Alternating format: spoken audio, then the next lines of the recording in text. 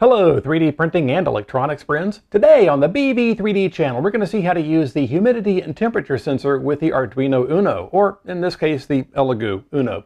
Stick around and we'll get into it right after this. I'm Brian and you are watching BV3D.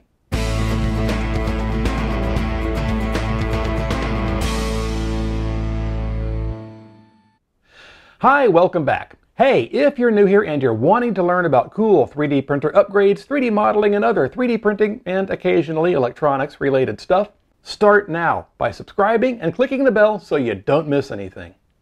Okay, so this is the 9th episode in the Getting Started with Electronics series in which we're using the Elegoo Super Starter Kit for Uno.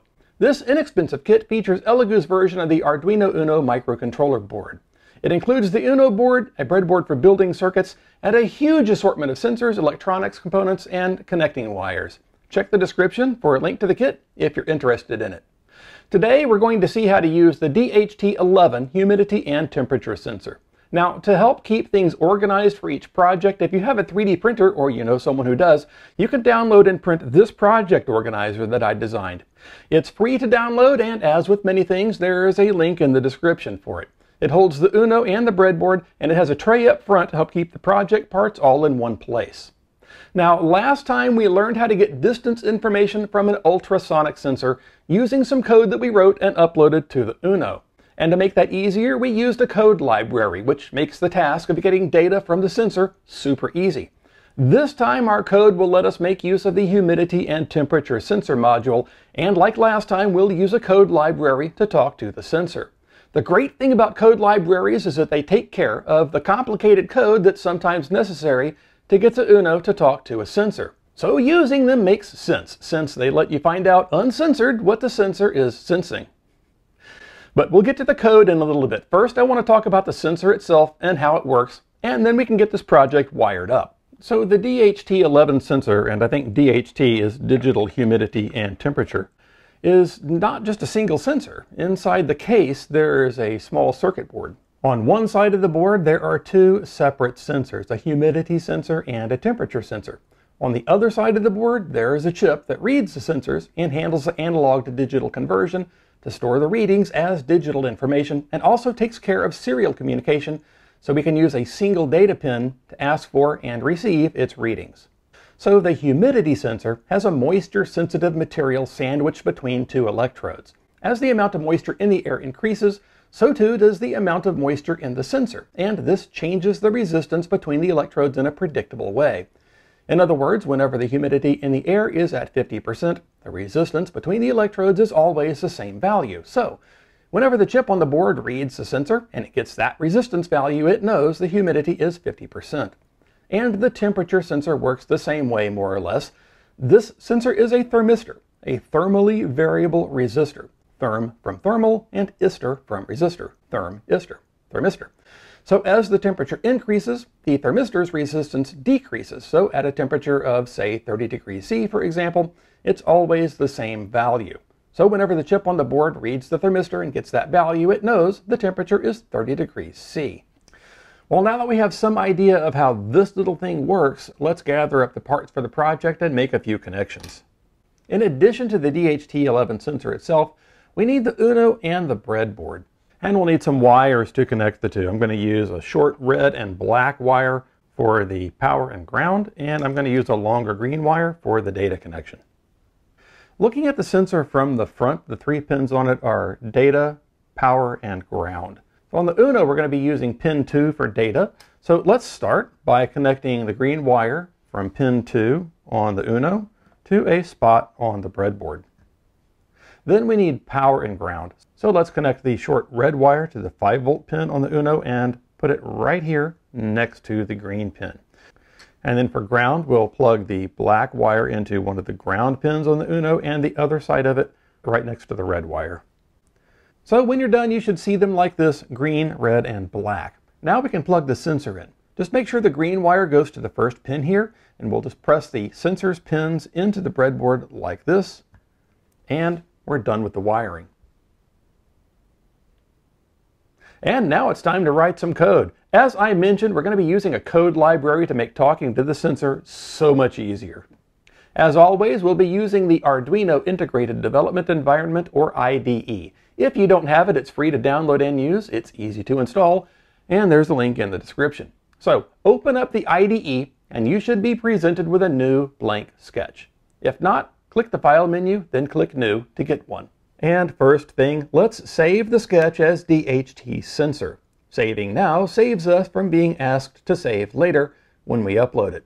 Like anything else involving computers, the motto "save early, save often" applies. This is also good financial advice. Now, right up front, I need to tell you that we are not using the code sample included with the kit for this sensor. It's a little overly complicated in a few areas, and we're also not using the code library included with the kit for the sensor. Instead, we'll be using the Adafruit DHT sensor library. To install it, click the Tools menu, then click Manage Libraries. In the search field here, type DHT, and the one we want is DHT Sensor Library by Adafruit. So let's install that. As soon as you click the Install button, you'll probably see a message like this indicating that the DHT Sensor Library depends on another library to do its job. Since we need this to actually work, we'll click the Install All button. The entire installation literally only takes a few seconds, so once it's done, click the Close button to dismiss the Library Manager window. With the DHT Sensor Library installed, we can start writing some code. To save a little time on this one, I'll be pasting the code in a little at a time, and I'll talk about it as we go along. I have adapted the code from the Adafruit sample code for this library to get it to the bare minimum for what we want to accomplish. So the first thing we need to do is tell the IDE that we want to use the Adafruit DHT sensor library in this sketch. So we'll do that with #include DHT.h. Note the quotation marks around DHT.h, and also note the lack of a semicolon at the end of the line. Next, we'll define the Arduino pin we're using for communication with the sensor. We connected the sensor's data pin to pin 2 on the Uno, so that's what we're specifying here with #define DHTPIN 2, and again, no semicolon at the end of the line. Then we're specifying the sensor type. There are multiple kinds of DHT sensors, and the one that we're using is a DHT11. So that's what we're specifying here with #define DHTTYPE DHT11. And yet again, there's no semicolon at the end of the line. It's like we're breaking all the rules, but really we aren't. These lines beginning with # are compiler directives, and they're like instructions for the IDE rather than commands for the Uno. And then we need to initialize the sensor library, getting a DHT object that's configured as a DHT11 communicating with pin 2 on the Uno.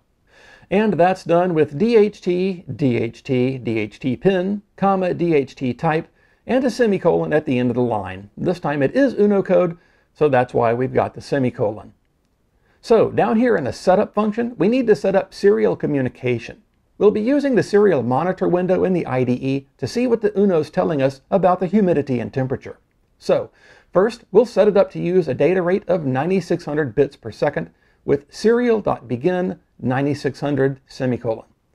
And then we'll use Serial.println to send the text humidity and temperature to the serial monitor. Don't forget the semicolon at the end. And the last thing we need to do in setup is to start the sensor. So we'll do that with DHT.begin, open and close parenthesis, and a semicolon at the end. And that's it for setup. So let's get down into the loop function. The DHT11 can handle being asked for humidity and temperature data once per second, but we'll actually wait 2 seconds every time through the loop, just so we're not pestering it all the time. So delay 2000 and the semicolon will tell the Uno to wait 2000 milliseconds, which is 2 seconds. Then we need to ask the sensor for the current relative humidity, and we'll do that by using a floating point variable named h. So float h equals dht.readHumidity, open and close parentheses, semicolon will take care of that. Remember up in setup where we said DHT.begin? That DHT represents the sensor in code, and that's the object that we're interacting with. So anywhere that we have a lowercase DHT followed by a dot followed by something else, that something else is how we're telling the sensor to do something. Next, we'll ask the sensor for the current temperature. The sensor returns a value in degrees C, and we'll store that in a floating point variable named t. So float t equals dht.readTemperature, open and close parenthesis, semicolon, gets us the temperature. Now we've got variables H and T, holding the current humidity and temperature values. The next thing we need to do is send these values back to the IDE so that we can see them. And we'll do that with the Serial.print and Serial.println commands. The difference between the two is that Serial.println adds a return to the end of what it prints out so that whatever comes next goes on the next line. Serial.print doesn't do this, so you can use Serial.print to put multiple items on the same line. So here's a big block of code, and that's all the commands that we're using to send the humidity and temperature back to the IDE for display. We've got Serial.print humidity to print the word humidity. We've got Serial.print H to print the value of the humidity variable. We've got Serial.print % and then temperature. This is so the % sign follows the humidity and then we have the temperature label. And we've got Serial.print T to print the value of the temperature variable. And we've got Serial.println degree symbol C, which prints exactly that and returns the cursor to the start of the next line. So 2 seconds from now, when we've read the sensor again and we want to send the current humidity and temperature to the IDE, it looks nice. Make sure you've got all the lines typed as shown above, and note the parentheses, quotes, spaces, and the semicolons at the ends of the lines. Okay, code's done. Let's make sure the IDE knows what we're working with board-wise and how it's connected. First, connect the computer and the Uno together with a USB cable. Then click the Tools menu, then go to Board, AVR boards, and make sure Arduino Uno is selected. Now this grouping of board types, like AVR boards, is something new in the Arduino IDE. If you're on an older version of the IDE, the board menu may look a little different. But the important thing is that you've got the correct board selected. After you've made sure the Arduino Uno board is selected, click Tools again, then go to Port, and make sure you've selected the port that the Uno is connected to. On mine, I'm using the port that actually gets tagged as Arduino Uno. I don't know if that's specific to the Mac version of the Arduino IDE, or if the Windows and Linux versions also tag the port like that, but that's the port that I'm using. Now that we've got that set up, let's check for errors by clicking the checkmark button here at the top left corner of the window. If everything's okay, great. If not, check the error messages to see where you might have a problem. Usually what you'll run into is that you've forgotten a semicolon at the end of a line or mistyped a word. If that happens to you, don't worry, just look carefully at the error and check your typing. I don't feel bad either, it happens to me too. Okay, assuming everything's great, let's open the Serial Monitor window. Remember, the Uno is reporting humidity and temperature data back to the IDE, and this is how we'll be able to see what it's saying. So click the Tools menu and pick Serial Monitor. Down here along the bottom of that window, I have the line endings set to new line. I also have the speed set to 9600 baud, which matches what we specified in the setup function in our sketch. Now, to get the code to the Uno, click the Upload button, and that's the one with the arrow on it right next to the checkmark button. That'll compile the sketch and send the code to the Uno. It should only take a couple of seconds. When it's done, the Uno will begin reporting the humidity and temperature in the Serial Monitor window. Now, of course, clicking the Upload button brought the sketch window to the front, so we can go to Tools and pick Serial Monitor again to see what the Uno is saying. So here at BV3D Studios in fabulous downtown Podunk, Texas, we have about 39% relative humidity and a pleasant 25-ish degrees C. And just to test the sensor, if I blow on it, the humidity and temperature will go up a bit and then return back to normal. Right now this has somewhat limited use because we have to be tethered to the computer to be able to see the temperature and humidity, but in a future electronics episode we'll be able to interface with an LCD module to display data on its screen, and that'll be pretty cool. When we get to that one, you can do a mashup with this episode or with the ultrasonic sensor episode to be able to display data from those sensors on the LCD. But that's going to be 3 or 4 episodes from now because we still have several interesting sensors to go through. Well, 3D printing and electronics friends, that's about all the time we have for this episode. And now that we're at the end, if you're doing these projects on a laptop, why not move the computer and the project into other rooms in your house or even outside to see differences in humidity and temperature? That could be cool, or it could be warm. If you're not sure, this project will tell you.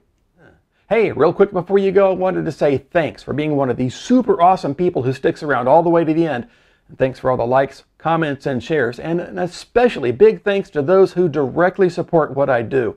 You're all wonderful for doing that, and I really appreciate it. If you liked this episode, a thumbs up would be great. And if you'd like to help support the channel, check the description for ways you can do exactly that.